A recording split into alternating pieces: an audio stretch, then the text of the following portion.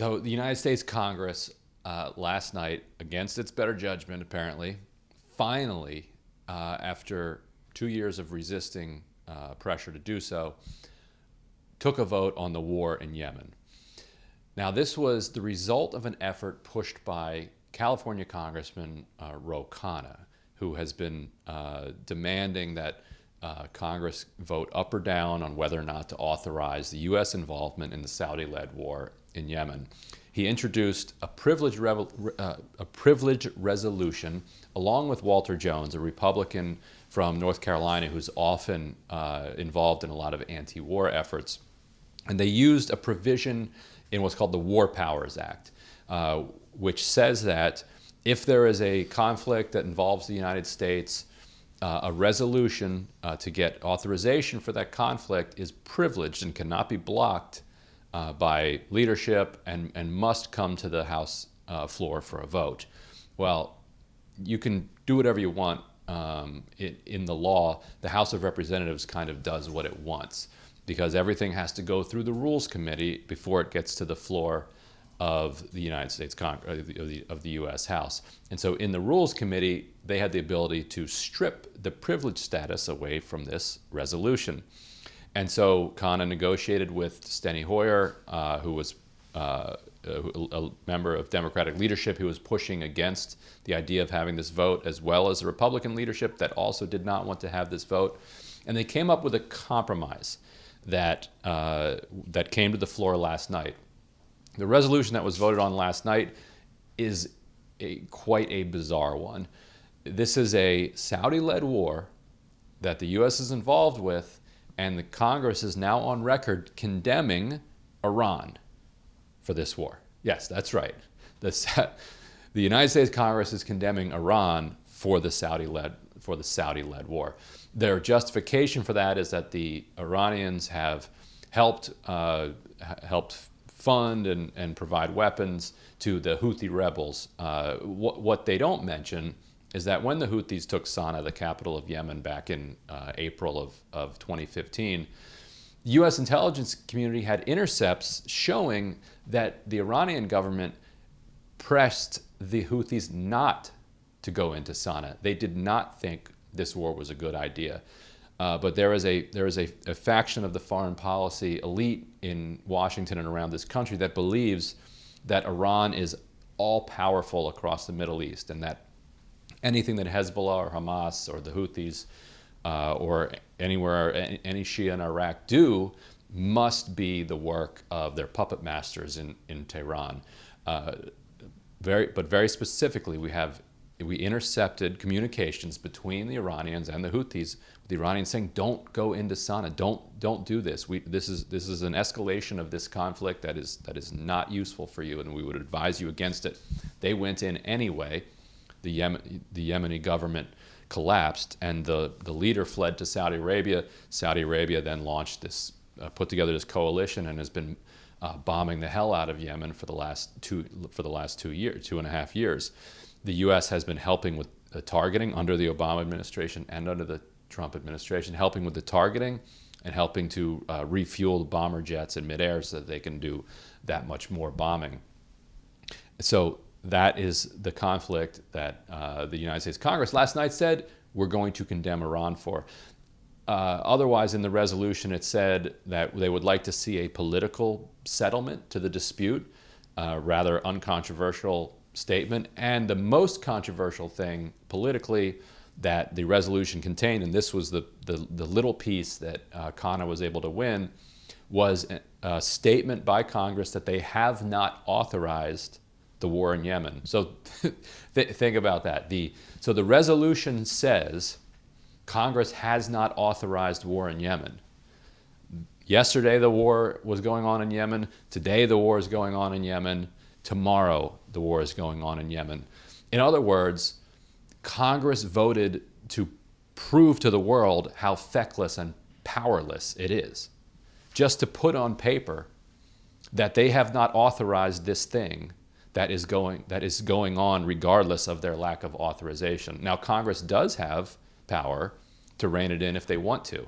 They could cut off funding for the war.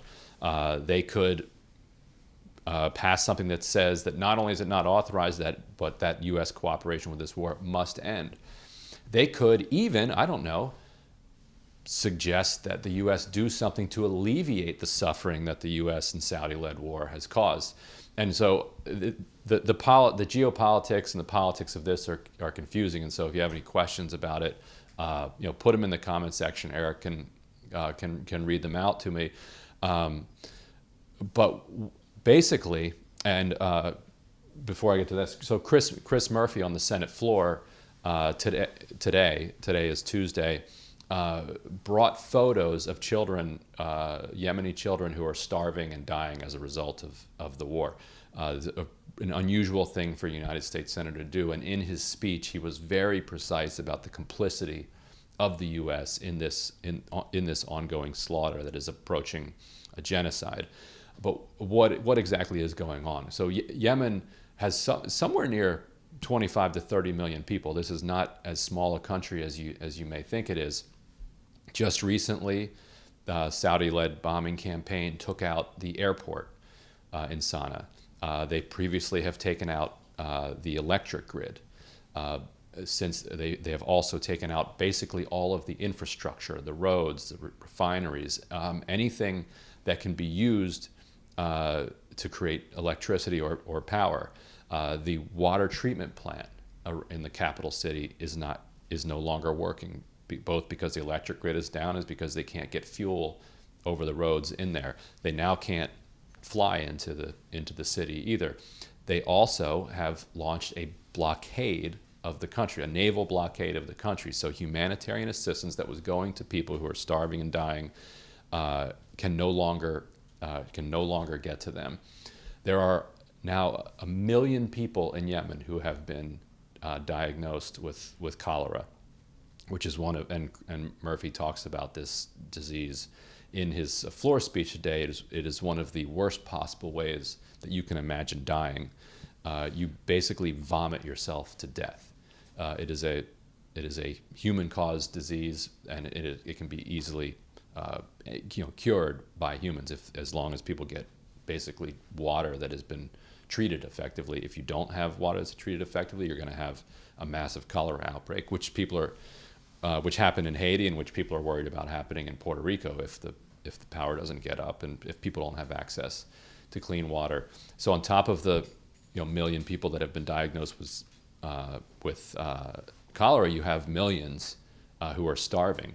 So you now have no way to get ships, no way for ships to dock and to bring food in. The roads are destroyed. The airports are destroyed. The electrical grid is destroyed. People are already dying by the thousands, and if something doesn't change, it's going to go into the hundreds of thousands and into the millions. A catastrophe of just absolute historic and epic proportions, being led by Saudi Arabia with the United States, with the help of the United States government. And last night, the Congress of the United States voted to condemn Iran for this. Ryan, can you talk about how the United States is helping to wage war in Yemen?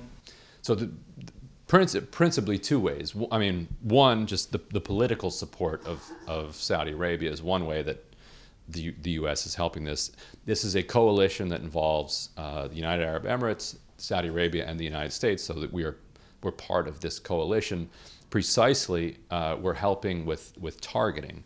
In other words, Saudi Arabia will say, well, we want to bomb X, and we will say, well, you should hit this point if this is where you want to bomb.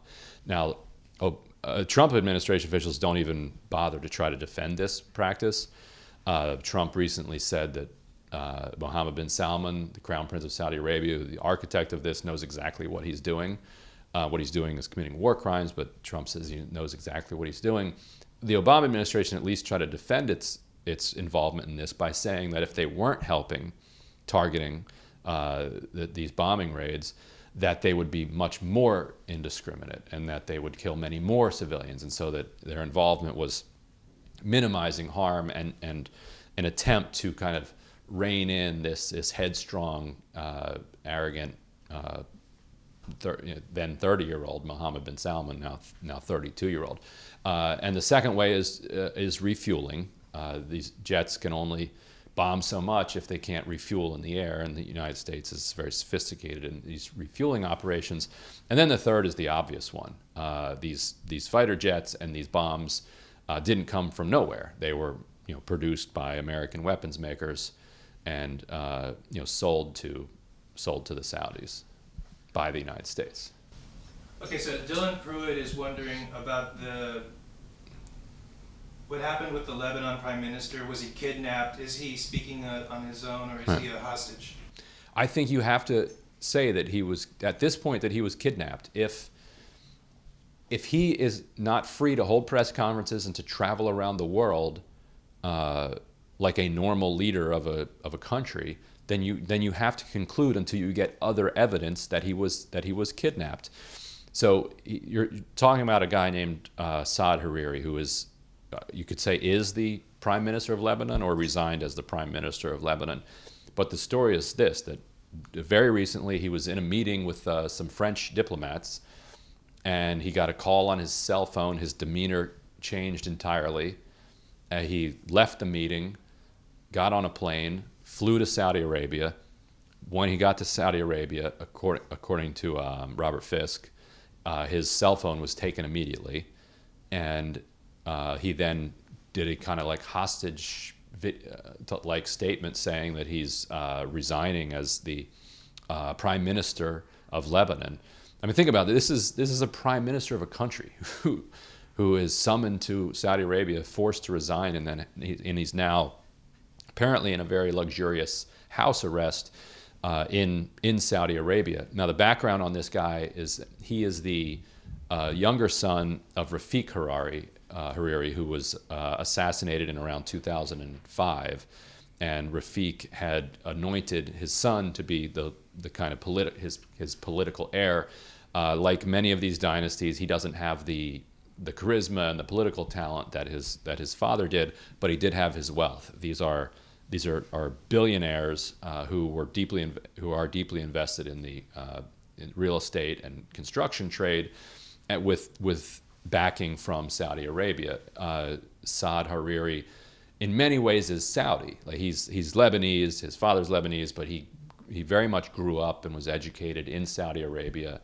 The company that he ran for a very long time, he was Saudi backed. It recently went. One of his biggest companies recently went bankrupt. The politics here are that Mohammed bin Salman is, as we've said, people call him some people in Saudi Arabia in the circle there call him a sociopath, but he's somebody who's like headstrong is the word that people use in articles as a kind of a euphemism for that, impulsive, erratic. So you could see somebody with those characteristics making a snap decision like that. According to the reporting, Mohammed bin Salman, who goes by MBS, had decided that Hariri was no longer able to rein in Hezbollah.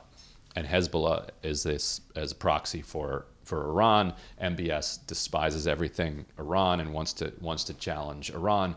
Now, the idea that Hariri could rein in Hezbollah is a little bit fanciful. Hezbollah has kind of like a veto power. They don't run Lebanon, but they have sort of like a veto authority in Lebanon. And Lebanon's politics are famously dysfunctional. And there was this great, it wasn't an Onion, but it's like the Middle East version of the Onion. There was this great article that they did where the Islamic State like takes over Lebanon, but then can't figure out how to like put a cabinet together and can't figure out how all the different factions work together, and eventually they just leave Lebanon because it's like an ungovernable mess. And so Hariri had put together a government with the support of Hezbollah and the rest of the factions, and now that's all that's now been thrown out. Kuwait, Bahrain, and Saudi Arabia have all advised their citizens to leave Lebanon, which is always an ominous sign if you're Lebanese. Why are these countries that are rattling the saber at us advising their people to get out? What's coming next? the odd alliance between Saudi Arabia and Israel plays into this too, as there's been a lot of speculation that Saudi Arabia is kind of doing Israel's bidding here in challenging Hezbollah. So that's what's going on with Hariri. The other irony is that Hadi, if you remember, the Yemeni president who was forced out by the Houthis and fled to Saudi Arabia, is himself now under house arrest in Saudi Arabia. So the Saudis, not only did they round up and arrest a bunch of their own royal family members and officials in the media and business elsewhere, they have 2 leaders from the region in house arrest in their own country. The hell's going on? Michaela Islam would like to know, what is the purpose of this? What is the payoff? Because 1 million people are dead. It's a damn high price to pay for whatever it is. And I want to add, is there anything in it for the United States? The only thing in it for the United States is to keep in the good graces of the Saudis who are running it. The Saudis are kind of the linchpin of the petrodollar system, and so the U.S. wants to keep Saudi Arabia close. Now, for bin Salman, the political objective was to show that he was a tough guy.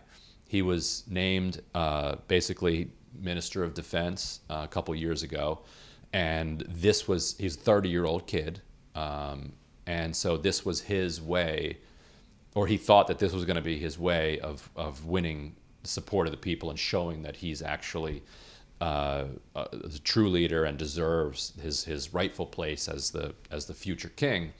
He thought he was going to, take this trillion-dollar Saudi military and wipe the floor with these Houthi rebels. Instead, the Houthis have made gains for the most part, and he has kind of only embarrassed himself. The Iranians have helped out to some degree now that the Saudi Arabia is mired in this muck.